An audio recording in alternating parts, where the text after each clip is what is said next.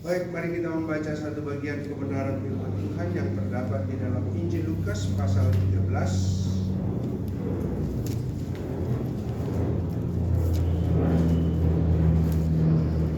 Lukas pasal 13 ayat 6 sampai dengan ayat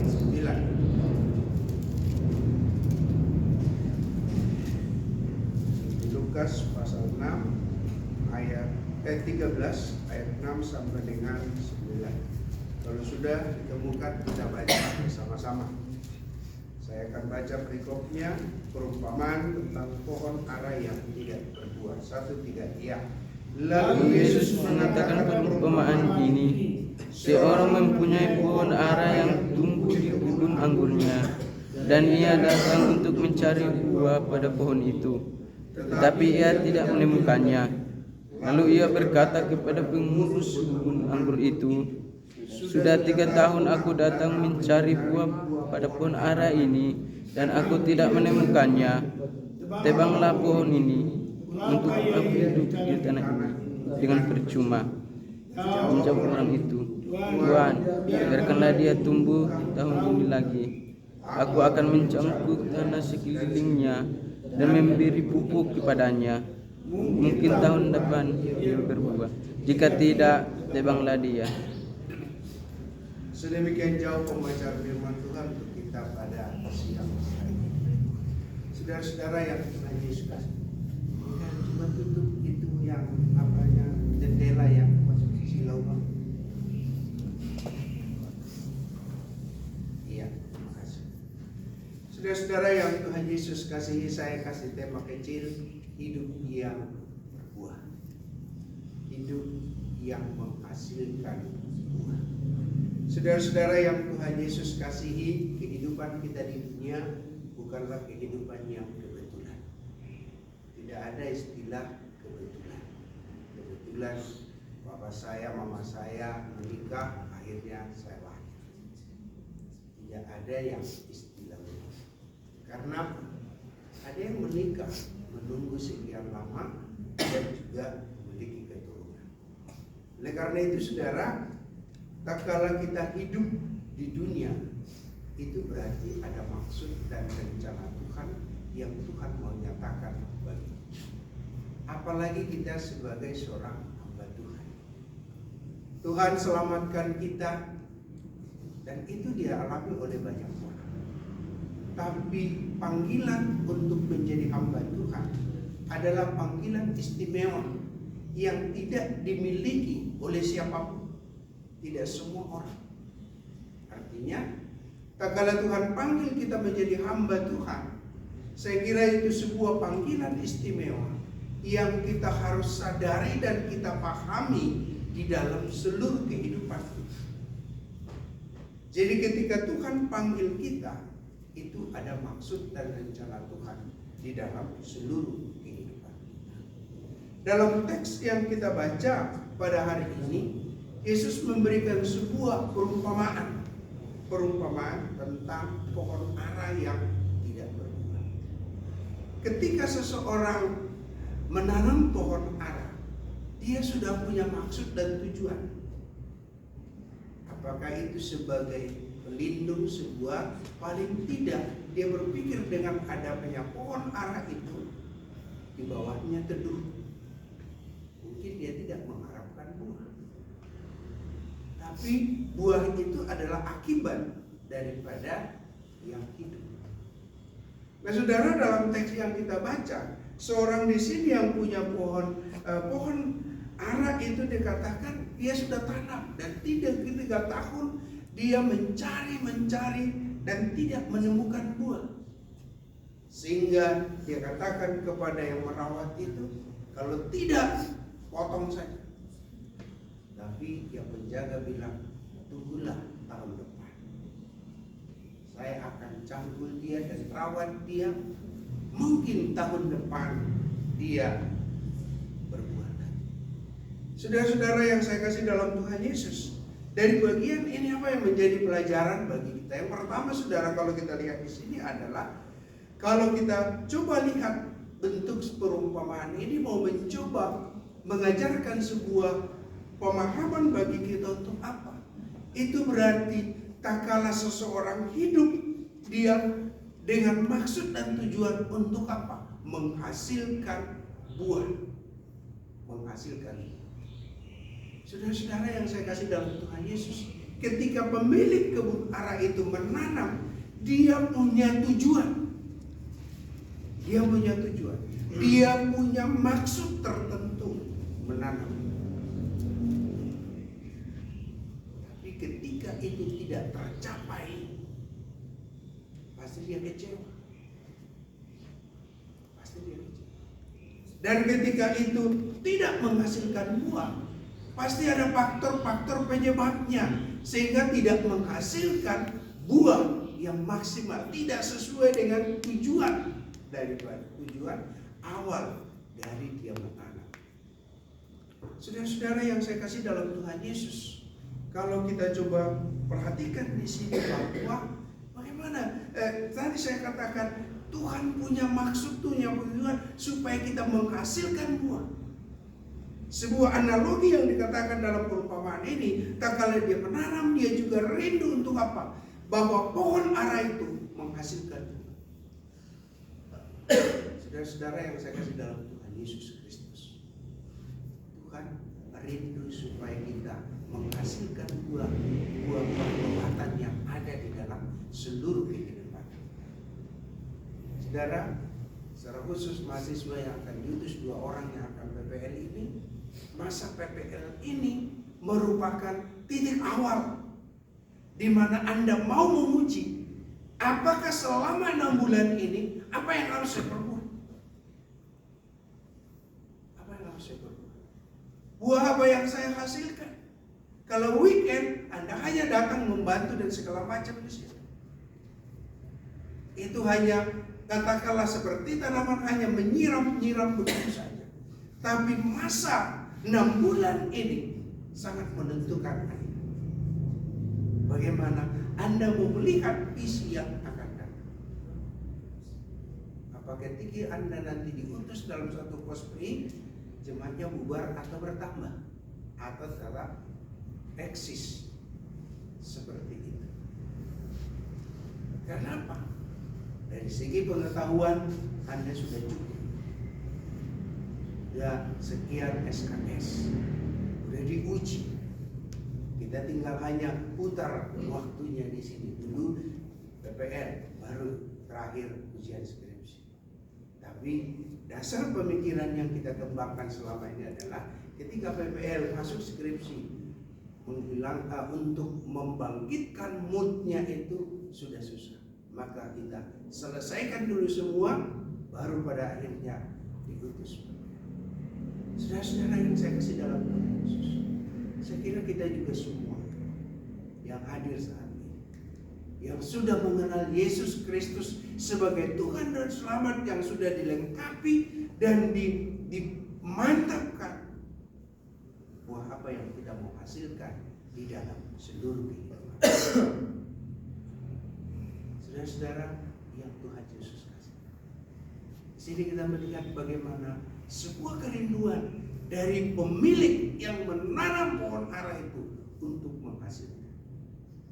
Satu kerinduan Tuhan dalam seluruh kehidupan kita, supaya kita menjadi alat berkat di tangan Tuhan, supaya melalui kehadiran kita, melalui sikap, tindakan, perbuatan kita, orang lain diteguhkan, diberkati. Jangan Anda pernah berkata, Pak, saya ini kan masih baru. Ketika Paulus menasihat Timotius, dia berkata, jangan seorang pun menganggap engkau rendah karena engkau muda, tapi jadilah teladan. Jadilah teladan. Artinya sikap keteladanan itu menjadi sebuah buah dari sebuah pertobatan yang ada. Hasil dari sebuah pertobatan jadi teladan. Saudara, pada waktu pengutusan saya katakan 4 orang ini, kecuali Jibril, 3 orang ini bukan karena bodoh, tapi karena ketidakdisiplinan yang ada, karena ketidaktaatan yang ada. Jibril karena sakit, tapi yang lain bisa tertunda, itu karena ketidakdisiplinan yang ada, bukan karena mereka kemampuan ada, tapi kurangnya disiplin dan ketidaktaatan terhadap semua aturannya. Saudara-saudara yang saya kasih dalam Tuhan Yesus, ini yang saya mau katakan bahwa teladan. Jadilah teladan, kata Paulus kepada Timotius. Kenapa? Saya sering kali katakan, saya selalu kasih contohan seorang majelis berkata begini sama saya. Pak Pendeta, sebenarnya saya tidak mau berubah, tapi orang lain bilang saya berubah. Kenapa demikian? Saya bilang, karena setiap firman Tuhan yang dia dengar, yang dia mengerti, dia lakukan. Akhirnya lambat laun hidupnya terus berubah di dalam kehidupan tiap-tiap. Firman Tuhan yang kita dengar, itu kita lakukan, maka sikap kita pasti berubah. Sikap kita berubah. Sisi firman Tuhan yang lain katakan, apa yang kau kehendaki untuk orang lain berbuat kepadamu, perbuatlah demikian. Kalau kita mau dihormati, kita menghormati lebih dahulu. Kalau kita mau disayangi, coba lakukan. Saudara-saudara yang saya kasih dalam Tuhan, buah-buah pertobatan yang kita mau hasilkan di dalam seluruh kehidupan. Keberhasilan hamba Tuhan tidak selalu titik tolak pada kemampuannya. Banyak orang pintar tapi tidak berhasil. Tapi sikap, karakter, kesetiaan itu sangat penting di dalam setiap orang. Yang kedua, saudara, kalau kita lihat sudah berapa lama kita hidup dan tidak menghasilkan buah. Dalam teks yang kita baca, itu berarti ada waktu di mana Tuhan berikan bagi kita waktu untuk berkarya dan berbuat. Tapi kalau tidak, ditebang. Karena Alkitab berkata di sini, tebanglah dia. Karena apa? Yang penunggu, yang pemilik itu sendiri sudah bosan untuk jangan sampai kita ditebang tanpa menghasilkan sebuah buah-buah kebenaran. Bapak Ibu Saudara yang Tuhan Yesus kasih, mari kita evaluasi kita sebagai pengikut Tuhan, sebagai hamba Tuhan, sebagai mahasiswa. Jangan masuk dalam perayaan buah apa yang saya sudah hasilkan dalam hidup saya. Kalau tidak, Alkitab disediakan tebang lagi. Mari kita uji, mari kita evaluasi di dalam seluruh kehidupan kita tiap-tiap hari. Buah apa yang saya sudah hasilkan sebagai akibat dari sebuah pertobatan. Kalau tidak, ditebang itu berarti dicampakkan, gak ada artinya lagi. Kalau kita melihat dalam Yohanes pasal 17 bicara 15 Yohanes itu dikatakan tentang pokok anggur itu, dia bilang harus melekat. Berarti memiliki persekutuan, memiliki hubungan pribadi dengan Tuhan, supaya kita menghasilkan buah dalam kehidupan. Oleh karena itu saudara, sesibuk-sibuknya apapun yang terjadi dalam kehidupan saudara, di dalam persekutuan dengan Tuhan, bacalah firman Tuhan, karena itu yang terus mengoreksi kita tiap-tiap hari dalam seluruh kehidupan. Kalau kita tidak melekat pada pokok anggur itu, pada Yesus, kita tidak bisa menghasilkan buah dalam kehidupan. Akademik boleh hanya cari, tapi tidak itu menjadi yang terutama dan yang lain. Tapi persekutuan dengan Tuhan, sebagai hamba Tuhan, kita perlu meluangkan waktu untuk apa? Untuk bersekutu dengan Tuhan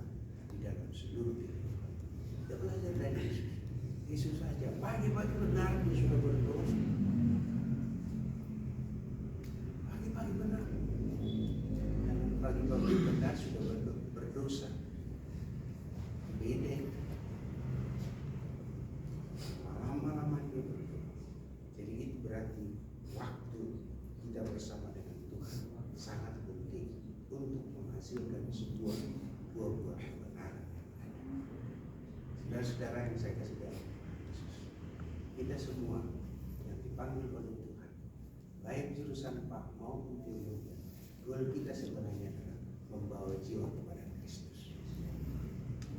Itu dia. Anda boleh sibuk dengan yang lain, tapi apakah lewat pelayanan kita orang bisa dibawa untuk bertemu dengan Kristus? Itu semuanya itu akan tidak ada kalau tanpa kita membawa orang kepada Kristus, sehingga itu melipat gandaan yang terjadi di dalam seluruh kehidupan. Firman Tuhan singkat ini mengingatkan, meneguhkan kita untuk terus berpikir buah apa yang sudah saya hasilkan lewat kehidupan saya. Sudah sekian lama saya menjadi hamba Tuhan.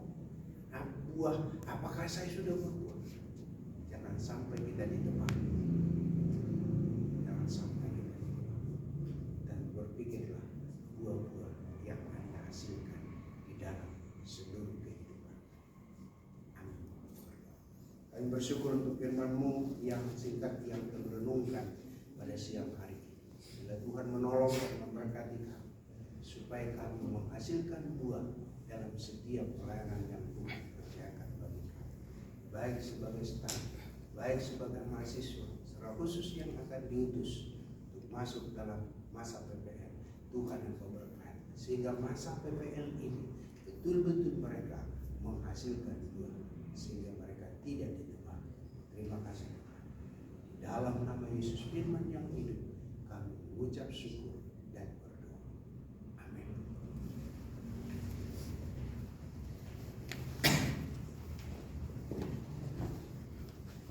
Amin. Buat kebenaran firman Tuhan yang boleh mengingatkan, meneguh dan memberkati kita. Terima kasih buat hambanya Bapak Misal Menggolan yang sudah membawakan firman Tuhan. Tiba saatnya selanjutnya kita akan memberikan persembahan syukur kita untuk Tuhan. Untuk petugas persembahan sebenarnya Tuhan.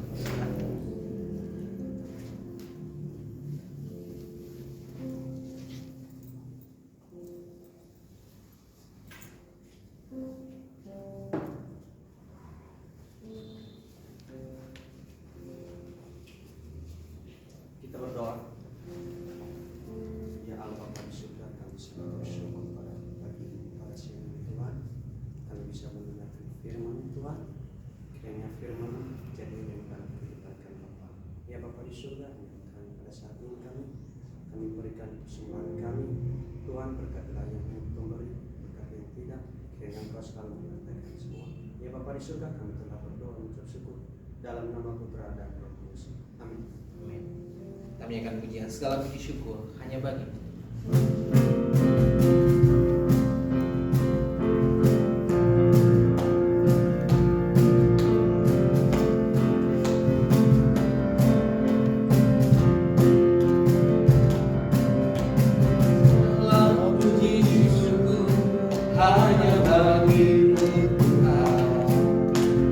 sebab Kau yang layak dipuja. Kami mau bersorak, tinggikan nama-Mu Tuhan. Haleluya.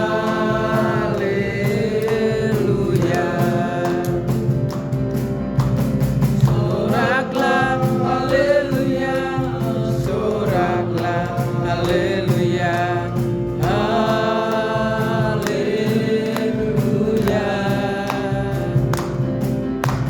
Soraklah haleluya, soraklah haleluya. Haleluya.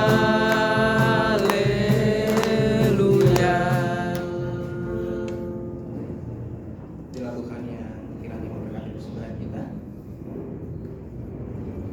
Bapak Ibu sekalian, tiba saja kita akan masuk dalam pemutusan, dan saya sendiri akan membacakan untuk surat keputusan yang sudah dibuat. Setelah nanti surat keputusan ini dibacakan, jika nama yang dipanggil disebut, nanti boleh maju ke depan. Surat keputusan Sesti nomor 027/STT IKSM SA SK PPL garing 2023 tentang pengutusan praktek pelayanan lapangan Sekolah Tinggi Teologi KSM Santosa Asi. Menimbang satu, pentingnya memperlengkapi mahasiswa dengan pengalaman pelayanan praktis di sekolah dan gereja. Dua, bahwa PPL merupakan salah satu persyaratan kelulusan mahasiswa STT IKSM Santosa Asi. Memperhatikan satu, Statuta STT IKSM Santosa Asi bab 9 pasal 75 sampai 77. Dua, rapat sesti STT IKSM Santosa Asi tanggal 4 Desember 2023. Maka dengan ini sesti STT IKSM Santosa Asi memutuskan menetapkan pertama, mahasiswa yang namanya tersebut dalam lembar lampiran surat keputusan ini pada hari ini akan diutus untuk mengikuti PPL. Kedua, waktu PPL adalah sejak surat keputusan ini ditandatangani sampai pada tanggal 30 Juni 2024. Ketiga, selama mengikuti PPL mahasiswa diwajibkan membuat laporan pelayanan setiap bulan yang diketahui atau ditandatangani oleh pimpinan jemaat atau gereja di mana mahasiswa tersebut mengikuti PPL. Keempat, surat keputusan ini dikeluarkan dengan ketentuan bahwa segala sesuatu akan ditinjau kembali dan diubah serta disesuaikan sebagaimana mestinya apabila di kemudian hari terdapat kekeliruan. Ditetapkan di Jakarta 14 Desember 2023 STT IKSM Santosa Asi Bapak Dr. Uli Saud Menaikolan dan Ibu Kaci M. Marianina. Pada nama yang disebut boleh Saudara Yanto diutus PPL ke Gereja Pentakosta Arta Gading Jakarta Pusat oleh Bapak Pendeta Dr. Feber Rojen Purba PH. Selanjutnya Bapak Jibrail Nale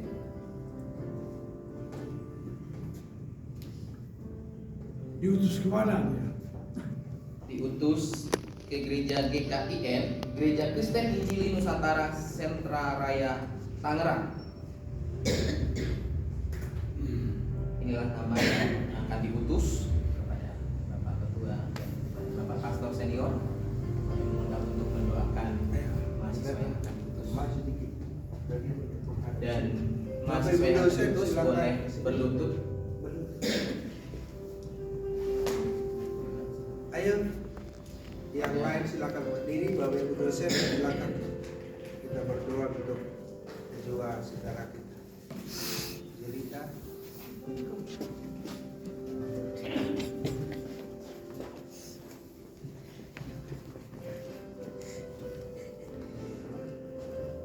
Ya, mari kita tepuk tangan dan kita berdoa untuk kedua saudara kita. Bapa dalam surga, di dalam nama Tuhan Yesus, siang hari ini kami memutus kedua saudara kami untuk masuk dalam PPL. Tuhan, Engkau melihat keterbatasan yang ada, Engkau melihat kemampuan mereka, tapi kami percaya untuk hak istimewa yang Tuhan tetapkan bagi dia untuk dipanggil menjadi hamba Tuhan, yang sudah dilengkapi sekian lama di STT KSM, dan kini saatnya kami memutus mereka ke dalam tangan kasih-Mu. Mari Tuhan, Engkau memberkati, Tuhan mendahului mereka, Tuhan menyertai mereka.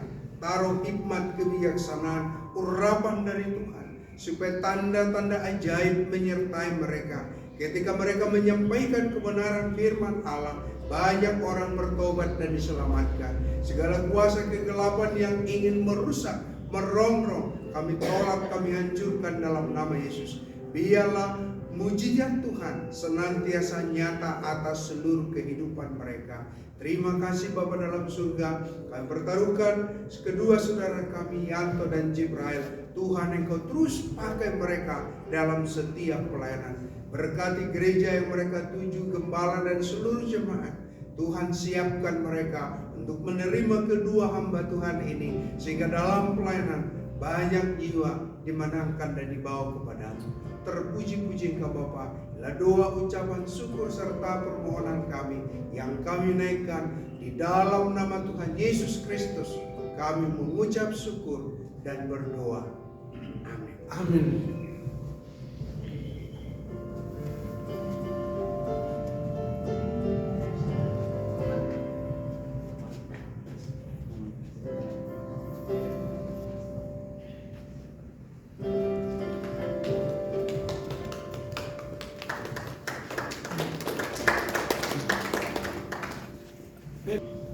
Baik, Bapak Ibu yang dikasih Tuhan, kita akan mengakhiri ibadah kita untuk hari ini. Nanti kita akan menyanyikan pujian doa syafaat. Doa syafaat. Sebelumnya kita menyanyikan pujian untuk doa syafaat kita saat kotak melihat jalan.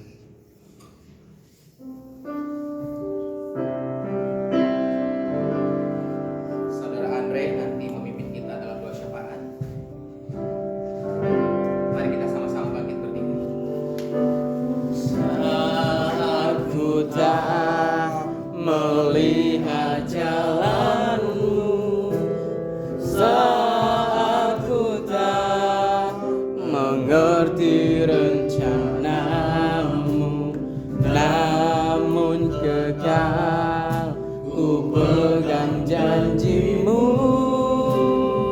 pengharapanku hanya padamu. Hatiku percaya, hatiku percaya, hatiku percaya, selalu ku percaya, selalu ku percaya, selalu ku percaya.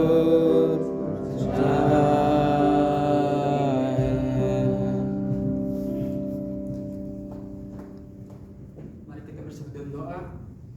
Bapa di dalam sorga yang kami puji dan kami sembah di dalam nama Yesus Kristus, kami mengucap syukur Tuhan buat setiap kebaikan-Mu di dalam kehidupan kami Tuhan. Kami berkumpul di sini untuk memuji dan memuliakan nama-Mu Tuhan. Kau berkati selalu kami Tuhan. Kami akan menyampaikan setiap pokok doa syafaat kami Tuhan. Kami berdoa untuk bangsa dan negara kami Tuhan. Kami berdoa untuk para pemimpin NKRI dari pusat sampai dengan pemimpin daerah. Kiranya diberikan kesehatan dan hikmat daripada Tuhan Yesus Kristus, agar dapat melaksanakan setiap tanggung jawab yang telah dipercayakan kepada mereka. Kami juga berdoa untuk Pilpres 2024 supaya Roh Kudus yang memberikan pencerahan kepada rakyat Indonesia, memiliki pemimpin yang takut akan Tuhan. Kami juga berdoa untuk orang-orang yang kudus, orang-orang yang tertekan dan teraniaya oleh karena pemberitaan Injil. Kiranya Tuhan memberikan kedamaian kepada mereka dalam menyampaikan setiap apa yang mereka beritakan Tuhan. Tuhan Yesus, kami juga berdoa buat sponsor utama kami Tuhan, yaitu PT SAJ. Kami berdoa untuk seluruh pengurus komisaris, direksi, manajer, staf, karyawan, karyawati yang ada di kantor PT Santosa Asijaya di Condet. Kiranya diberikan damai sejahtera dalam melaksanakan tugas dan tanggung jawabnya. Senantiasa sehat, kami bersatu hati memohon kiranya Tuhan menjauhkan kerugian-kerugian bagi PT Santosa Asijaya, dapat membayar kewajiban-kewajiban yang telah jatuh tempo. Tuhan, kami juga berdoa buat STT IKSM. Kami berdoa untuk kampus STT IKSM Tuhan. Kiranya Engkau memberkati setiap sesi, staf, serta civitas akademika, agar memiliki semangat visi lembaga maupun prodi pendidikan agama Kristen dan prodi teologi. Kami berdoa buat biaya operasional STT IKSM setiap bulan, gaji karyawan, honor dosen, uang makan mahasiswa. Kiranya Tuhan memberikan pertolongan dan memberkati untuk mendapatkan donatur dan sponsor.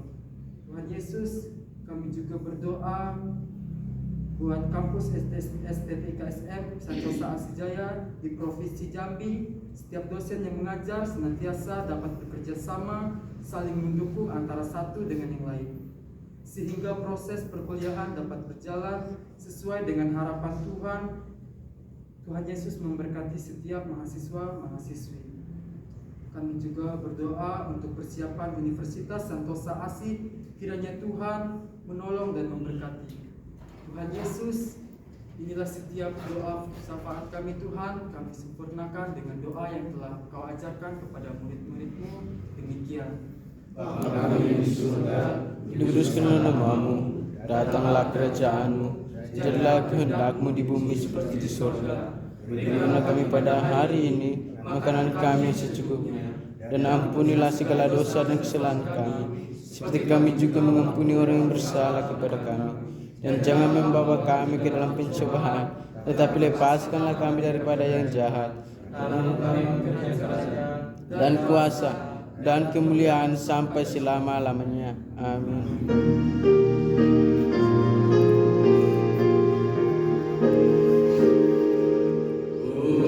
Pujilah nama Bapa, Putra, puji Allah, Roh Kudus, ketiganya yang esa.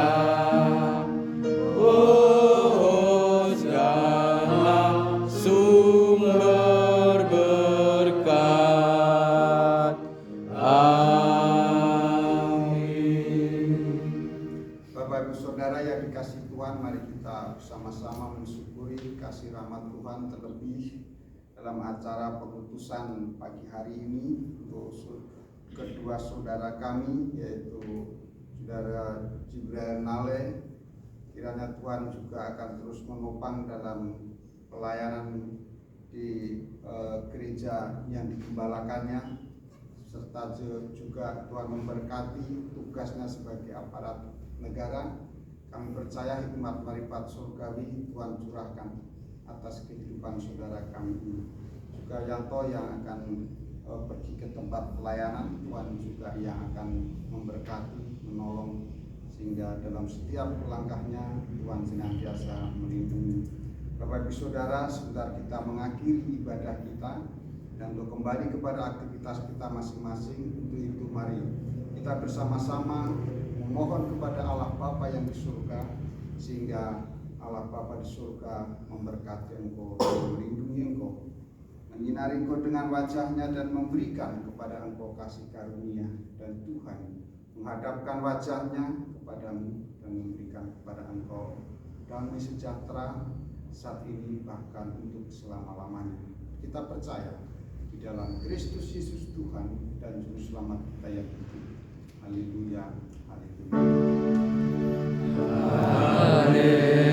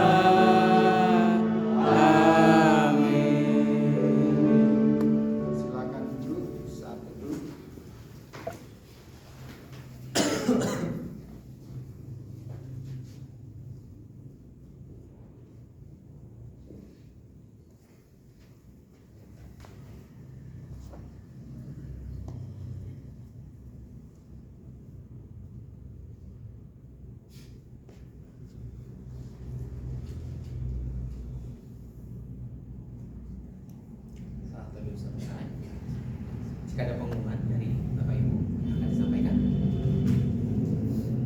kalau tidak ada, sebelum kita bubar